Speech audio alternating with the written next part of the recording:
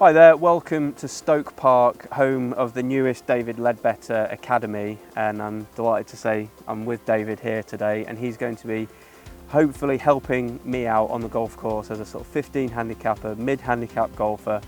And David's going to give me some advice that hopefully is going to be, quite broad and of use to lots of other people at my level that maybe feel like they've plateaued, they're not improving. So we're not going to get bogged down too much in technical things, but David's going to see my swing, watch me play a few holes, and then make some suggestions that hopefully can help you maybe get from that sort of 15, 16 handicap, maybe nearer to single figures. Think we can do this? I think we've got a good chance. Yeah, you look like you're in reasonably good shape there, James. So, not carrying too many extra pounds. I'm a former football player, so I think we've got lots of potential. So we're going to have a look at the driver, which is often an area which causes a lot of mid to high handicappers concern. So we're going to get on the first tee. David's going to watch me hit some shots and then we'll take it from there.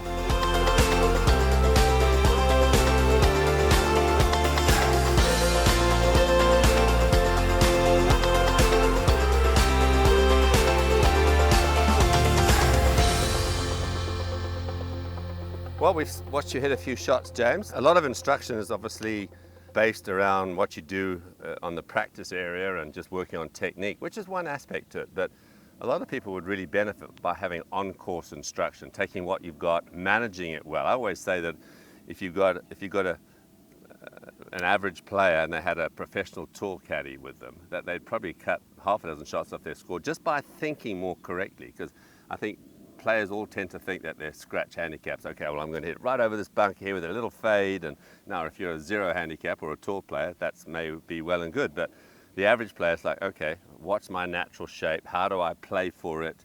Where's the best place to miss it, so to speak?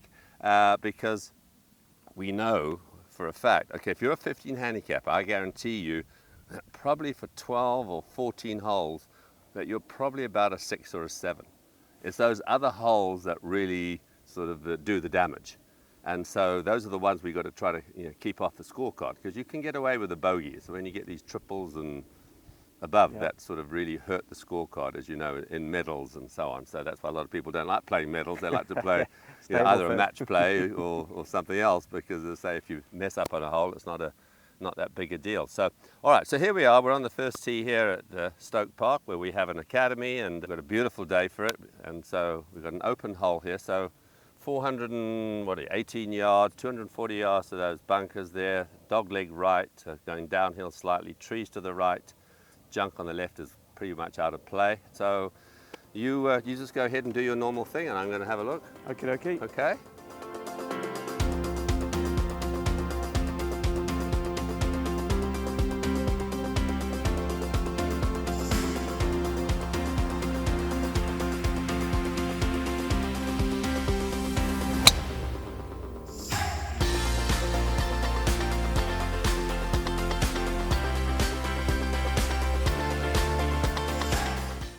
Not too bad. Ooh, a bit of a nasty kick down there, but not too bad.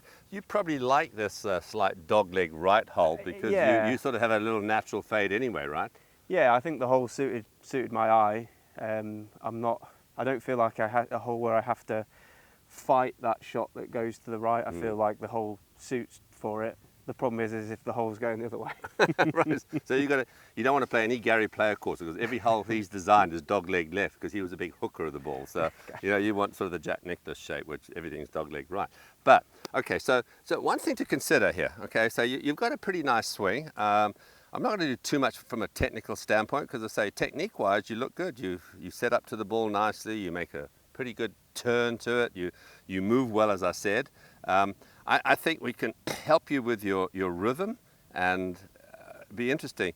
Sometime I want you to get somebody to film your facial expressions, okay? Because it looks like you've got a lemon in your mouth, okay? It's like, it was so tight here. And we know for a fact, okay, that if you're tight up here, you're tight here, you're tight here, you're tight here. And we know that tension is one of the biggest killers in golf, okay? And so, especially when you get in the first tee and you got, a couple of people around, you've got a couple of bets going, and it's like you're a little bit nervous, and even the pros get nervous. And so what do they rely on? Their routine. And their routine needs to be the same every time. Now, you have a sort of routine. You get behind it, you look where you want to go, obviously you see it, But then you sort of make this practice swing next to the ball, which is probably one thing I would recommend you eliminate, because once you get into your routine, you want to get into it, because if you look at it and then you make this practice swing next to the ball, you've broken the chain. Okay. So you really need to sort of think in terms of, you know, it's almost like somebody, you know, a top tennis player, Federer or something, and then sort of making a practice swing.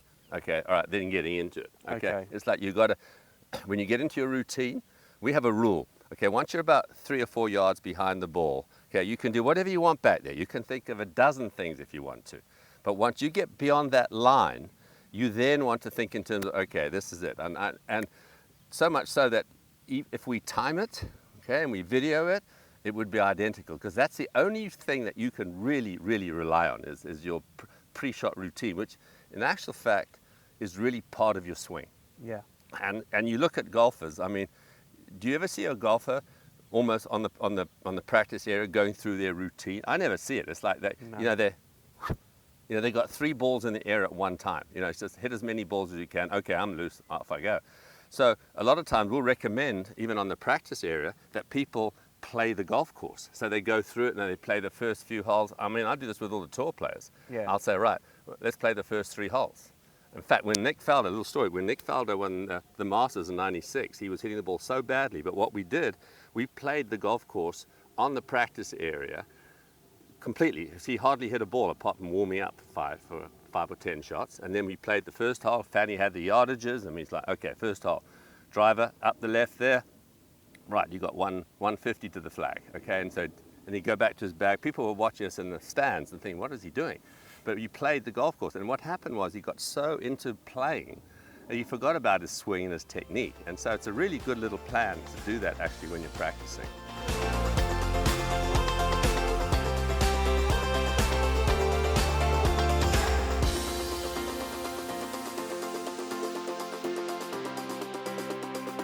Okay, so we've seen some really useful tips there from David to help me on the tee with my driver, whether that be my opening tee shot when I'm a bit nervous, or whether that just be a sort of go-to stock driver shot. You know, some really useful things that Dave's given to me, which I'm sure are going to be useful for lots of other golfers of my level as well. Just those few things that you touched on there.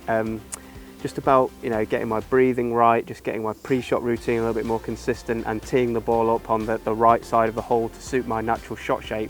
They're things that can help anyone, aren't they, really? Well, they're very simple, and it's just a matter of really doing this stuff before you hit the ball. The problem is most people think about everything they want to do during the swing, and let's face it, the swing only lasts about a second. How many things can you actually think about? So as long as you're ready beforehand and you prepare right, and I say, if you do a little bit of practice on your routine, on the practice tee, it becomes very natural when you're out on the golf course. Absolutely. Well, post us any comments below if you've got any questions about your own long game, your own driving, anything for David. We can get them questions over to him and get them answered straight away. But in the meantime, thank you very much for watching, and we'll see you again soon.